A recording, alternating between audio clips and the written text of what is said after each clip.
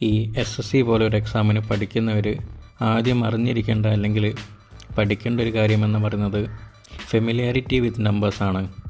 SSC മാത്രമല്ല, bank exam ആയിക്കോട്ടെ, railway exam ആയിക്കോട്ടെ, കാറ്റ് ആയിക്കോട്ടെ, ഈ മാത്സ് അല്ലെങ്കിൽ റീസണിങ്ങിന് പ്രാധാന്യം കൊടുക്കുന്ന ഏതൊരു എക്സാമിനും ക്വാളിഫൈ ചെയ്യേണ്ട ഒരു മിനിമം കാര്യമാണ് ഈ ഫെമിലിയാരിറ്റി വിത്ത് നമ്പേഴ്സ്. ഈ ഒരു കാര്യം അറിയാത്ത ആർക്കും ഈ എക്സാമുകളൊന്നും എന്തായാലും ക്ലിയർ ചെയ്യാൻ കഴിയില്ല. ഒന്നെങ്കിൽ അറിഞ്ഞുകൊണ്ടോ അറിയാതെയോ എല്ലാവരും ക്ലിയർ ചെയ്യുന്നവർ അറിഞ്ഞിരിക്കേണ്ട ഒരു കാര്യമാണ് ഈ ഫെമിലിയാരിറ്റി വിത്ത് നമ്പേഴ്സ്. ഈ ഫെമിലിയാരിറ്റി വിത്ത് നമ്പേഴ്സ് കൊണ്ട് ഉദ്ദേശിക്കുന്നത് വേറെ ഒന്നുമല്ല, it is just understanding of numbers. ഉദാഹരണത്തിന് ഒരു നമ്പർ എടുക്കുക, ലെറ്റ്സ് എ 64. ഈ നമ്പറിന് കുറേ പ്രത്യേകതകളുണ്ട്. അതായത് ഒരു പെർഫെക്റ്റ് സ്ക്വയർ നമ്പറാണ്, അതായത് 8² = 64. അതുപോലെ 2⁶ ആണ് 64, 4³ ആണ് 64. അതായത് പെർഫെക്റ്റ് സ്ക്വയറും പെർഫെക്റ്റ് ക്യൂബുമാണ്. അപ്പോൾ ഈ നമ്പർ 64 നമ്മൾ കം അക്രോസ് ചെയ്യുമ്പോൾ തന്നെ ഈ എല്ലാ കാര്യങ്ങളും നമ്മുടെ മനസ്സിൽ വരണം. എല്ലാ കാര്യം കൂടി ഒരുമിച്ച് വരണം എന്നല്ല, നമ്മളെ ക്വസ്റ്റ്യന് റിലേറ്റഡ് ആയിട്ടുള്ള കാര്യം നമ്മുടെ മനസ്സിലേക്ക് വരണം. അതാണ് ഫെമിലിയാരിറ്റി വിത്ത് നമ്പേഴ്സ് കൊണ്ട് ഉദ്ദേശിക്കുന്നത്.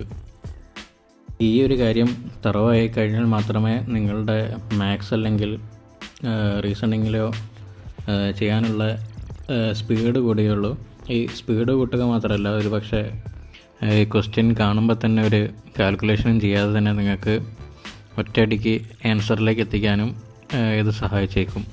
ഫെമിലിയാരിറ്റി വിത്ത് നമ്പേഴ്സ് അറ്റൈൻ ചെയ്യാൻ 2 വഴിക്കാണ് നടക്കുന്നത്. ഒന്ന് അൺഇൻറ്റൻഷനലി, അതായത് നമ്മൾ ക്വസ്റ്റ്യൻസൊക്കെ ചെയ്ത് നമ്മളറിയാതെ തന്നെ നമുക്കൊരു നമ്പർ കാണുമ്പോൾ ആഹാ ഇത് ഈ നമ്പറാണല്ലോ, ഇതിനിങ്ങനെ ഇന്ന പ്രോപ്പർട്ടീസ് ഉണ്ടല്ലോ എന്നൊക്കെ നമ്മുടെ മനസ്സിലേക്ക് വിത്തിൻ മൈക്രോ സെക്കൻഡ്സ് വരും. പിന്നെ രണ്ടാമത്തെ വഴി എന്ന് വെച്ചാൽ ഇൻറ്റൻഷണലായിട്ട് തന്നെ നമ്മൾ കാൽക്കുലേഷൻസ് കൂടുതൽ ചെയ്യുക. അതായത് മൾട്ടിപ്ലിക്കേഷൻ, ഡിവിഷൻ, സബ്ട്രാക്ഷൻ, അഡീഷൻ പോലത്തുള്ള കാൽക്കുലേഷൻസ് നമ്മൾ സ്പീഡ് കൂട്ടാൻ വേണ്ടി ചെയ്യുക. പിന്നെ ഒന്ന് നമ്മൾ തന്നെ ഓരോ നമ്പറിൻ്റെ പ്രോപ്പർട്ടീസ് പഠിച്ചെടുക്കുക. അതായത് റാഷണൽ നമ്പർ, ഇറാഷണൽ നമ്പർ, പിന്നെ ഡിവിസിബിലിറ്റി, പിന്നെ പവേഴ്സ്, അങ്ങനെ നമ്മൾ തന്നെ പഠിച്ചെടുക്കുക. പഠിക്കാൻ തുടങ്ങുന്ന ഒരു ബിഗിനറിനെ സംബന്ധിച്ച് ആദ്യം വരുന്നൊരു ഡൗട്ടായിരിക്കും എവിടെ നിന്ന് പഠിച്ച് തുടങ്ങണം എന്നുള്ളത്. ഞാനൊരു ബിഗിനറായിരുന്നപ്പം എൻ്റെ മെയിൻ കൺഫ്യൂഷൻ ഇതായിരുന്നു, എവിടെ നിന്ന് പഠിച്ച് തുടങ്ങും, എന്താദ്യം പഠിക്കണം. നമ്മൾ പല ക്വസ്റ്റ്യൻസും അവിടെയും എവിടെയൊക്കെ കാണും, പക്ഷേ എവിടെ നിന്ന് പഠിച്ച് തുടങ്ങിയാലാണ് അതിൻ്റെ റൂട്ട് മുതൽ പഠിച്ച് തുടങ്ങാൻ പറ്റുക എന്നുള്ളത്. എൻ്റെ ഒരു അഭിപ്രായത്തിൽ ആദ്യം നമ്മൾ പഠിച്ചെടുക്കേണ്ടത് ഈ പ്രോപ്പർട്ടീസ് ഓഫ് നമ്പേഴ്സാണ്. പ്രോപ്പർട്ടീസ് ഓഫ് നമ്പർ ഈ കെമിക്കൽ പ്രോപ്പർട്ടി, ഫിസിക്കൽ പ്രോപ്പർട്ടി ഒക്കെ ഏതൊരു സാധനത്തിനും ഉള്ളതുപോലെ തന്നെ നമ്പേഴ്സിനും ഉണ്ട് അതിൻ്റേതായ പ്രോപ്പർട്ടി. അത് പഠിച്ചെടുത്താൽ പിന്നെ മാത്സ് എന്ന് പറയുന്ന കാര്യം ഈ കോമ്പറ്റേറ്റീവ് എക്സാംസിനെ സംബന്ധിച്ചിടത്തോളം നമുക്ക് വളരെ സിമ്പിളായിരിക്കും. അത് പറഞ്ഞ പോലെ തന്നെ ഇത് അൺഇൻറ്റൻഷണലായിട്ട് ഡെവലപ്പ് ആയിക്കോളും നമ്മൾ കുറേ ക്വസ്റ്റ്യൻസ് ചെയ്യുന്നിടത്തോളം. പക്ഷേ ഒരാക്കം കിട്ടാൻ വേണ്ടിയിട്ട് നമ്മൾ തന്നെ പാരലായിട്ട് ഇൻറ്റൻഷണലായിട്ട് ഒരു എഫേർട്ട് ഇടുന്നത് നമ്മളുടെ മാത്സിലും റീസണിങ്ങിലുമുള്ള സ്പീഡ് പെട്ടെന്ന് തന്നെ ഡെവലപ്പ് ചെയ്യാൻ നമ്മളെ കൊണ്ട് സാധിക്കും. എടുക്കുകയാണെങ്കിൽ തന്നെ ഞാൻ +2 കഴിഞ്ഞതിന് ശേഷം ചെയ്ത ഡിഗ്രി മാത്സിന് തീരെ പ്രാധാന്യം കുറഞ്ഞൊരു ഡിഗ്രി കോഴ്സായിരുന്നു. അതുകൊണ്ട് തന്നെ മാത്സ് ചെയ്തിട്ടേ ഇല്ല. അപ്പം ഞാനും ഡൗട്ട്ഫുള്ളായിരുന്നു, എന്നെക്കൊണ്ട് ഈ മാത്സൊക്കെ ചെയ്യാൻ പറ്റുമോ എന്നൊരു ഡൗട്ടുണ്ടായിരുന്നു. അതിങ്ങനെ ക്രമേണ ഡെവലപ്പ് ചെയ്ത് വന്നതാണ് ഈ ഇൻറ്റൻഷണലായിട്ടും അൺഇൻറ്റൻഷണലായിട്ടും ഒക്കെ. ഈ +1 +2 തന്നെ ആയിക്കോട്ടെ, നമ്മൾ കാൽക്കുലേറ്ററൊക്കെ എക്സാമിന് അലൗഡ് ആയതുകൊണ്ട് മൈൻഡ് കാൽക്കുലേഷനിലൊന്നും തീരെ പ്രാധാന്യം കൊടുത്തിട്ടേ ഉണ്ടായിരുന്നില്ല. അപ്പോൾ ഞാൻ പറഞ്ഞു വന്നത്, എന്നെക്കൊണ്ട് ഇതേപോലെ സ്പീഡ് കൂട്ടാൻ സാധിക്കുമെങ്കിൽ ആർക്കും ഈ മെത്തേഡ്സ് ഉപയോഗിച്ച് സ്പീഡ് കൂട്ടാനും മാത്സിനും റീസണിങ്ങിനും ഒക്കെ നല്ല സ്കോറ് വാങ്ങിക്കാനും പറ്റും. എനിക്ക് പ്രിപ്പയർ ചെയ്യാൻ തുടങ്ങിയ കാലം തൊട്ടേ എല്ലാവരും പറയുന്നത് കേൾക്കുന്നതാണ്, റീസണിങ് വളരെ സിമ്പിളാണ്, എങ്ങനെ നോക്കിയാലും ഫുൾ മാർക്ക് കിട്ടും. പക്ഷേ ആസ് എ ബിഗിനർ എന്നെ സംബന്ധിച്ച് എനിക്ക് തീരെ സിമ്പിളായിരുന്നില്ല റീസണിങ്. പിന്നെ ഞാൻ വിചാരിച്ചു ഇതെന്തുകൊണ്ടായിരിക്കും എന്ന് ഞാൻ എപ്പോഴും വിചാരിച്ചിട്ടുണ്ടായിരുന്നു. പിന്നെ ക്രമേണ ഈ end of the journey SSC preparation journey ആകുമ്പോഴേക്കും തന്നെ റീസണിങ്ങിൽ ഒരു സ്ഥിരമായിട്ടൊരു ഫുൾ സ്കോർ തന്നെ വാങ്ങിക്കാൻ എന്നെ കൊണ്ട് പറ്റിയിരുന്നു.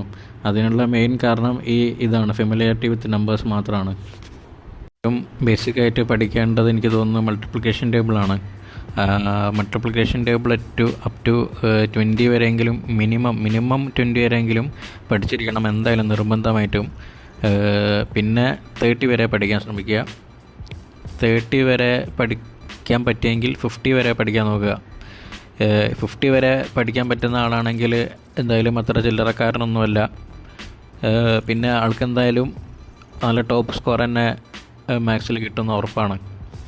മിനിമം 20 വരെ പഠിക്കുക, എന്നിട്ട് വരുന്ന പോലെ പ്രോഗ്രസ് പിന്നെ ചെയ്യാം. 20 വരെ ഉള്ളതിൽ എനിക്ക് തോന്നിയിട്ടുള്ള ഏറ്റവും റിപ്പീറ്റഡായിട്ട് വരാറുള്ള നമ്പേഴ്സ് 13, 17, 19 ഇത് മൂന്നും റീസണിങ്ങിൽ റിപ്പീറ്റഡായിട്ട് ഇതിൻ്റെ മൾട്ടിപ്പിൾസൊക്കെ അങ്ങോട്ടും ഇങ്ങോട്ടും തിരിച്ചിട്ടൊക്കെ വരാറുണ്ട്. എനിക്കും അധികം ആദ്യം കൺഫ്യൂസിങ് ആയിട്ട് തോന്നിയിട്ടുള്ള 3 നമ്പേഴ്സും ഇത് തന്നെയാണ്, 13, 17, 19. അതുകൊണ്ട് ഞാൻ പഠിക്കുമ്പം എനിക്ക് ബേസിക്കായിട്ട് 1 to 20 തന്നെ ആദ്യം തന്നെ ഫ്രം ദ സ്ക്രാച്ച് പഠിക്കേണ്ടി വന്നിരുന്നു മാത്സിനെ സംബന്ധിച്ച്.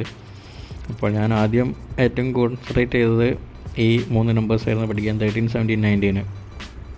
പിന്നെ സ്ക്വയേഴ്സ് ആൻഡ് ക്യൂബ്സ്. ഈ സ്ക്വയേഴ്സും ക്യൂബ്സും മിനിമം ഒരു 1 to 30 വരെയെങ്കിലും മിനിമം പഠിച്ചിരിക്കണം. പിന്നെ ഇത് പോരാതെ കുറേ സ്ക്വയേഴ്സും ക്യൂബ്സൊക്കെ റിപ്പീറ്റഡായിട്ട് വരും. അങ്ങനെ റിപ്പീറ്റഡായിട്ട് വരുന്ന നമ്പേഴ്സൊക്കെ നമ്മൾ ആദ്യം നോട്ട് ചെയ്ത് വെക്കണം. റിപ്പീറ്റഡായിട്ട് പൊതുവേ കാണാറ് ഈ 31 കാണാറുണ്ട്, 41, 42, പിന്നെ 35, 45 ഇതിൻ്റെയൊക്കെ സ്ക്വയർ കാണാറുണ്ട്. പിന്നെ 41ൻ്റെ ക്യൂബ് കാണാറുണ്ട്, 53ൻ്റെ സ്ക്വയർ കാണാറുണ്ട്. പിന്നെ ഈ 7 കാണാറുണ്ട്. പിന്നെ 99, 102, 100 മുതൽ 110 വരെയുള്ളതിൻ്റെ സ്ക്വയർ വരാറുണ്ട്. പിന്നെ 36ൻ്റെ സ്ക്വയർ വരാറുണ്ട്. ഇങ്ങനെ ചില നമ്പേഴ്സ് റിപ്പീറ്റഡ് ആയിട്ട് കാണാറുണ്ട്. അതൊക്കെ പഠിച്ചു വെക്കുക. പിന്നെ ഈ സ്ക്വയേഴ്സും ക്യൂബ്സൊക്കെ കാണാനുള്ള പല ഷോർട്ട് കട്ട്സും ഉണ്ട്, അതൊക്കെ നമുക്ക് വഴിയെ പഠിക്കാം.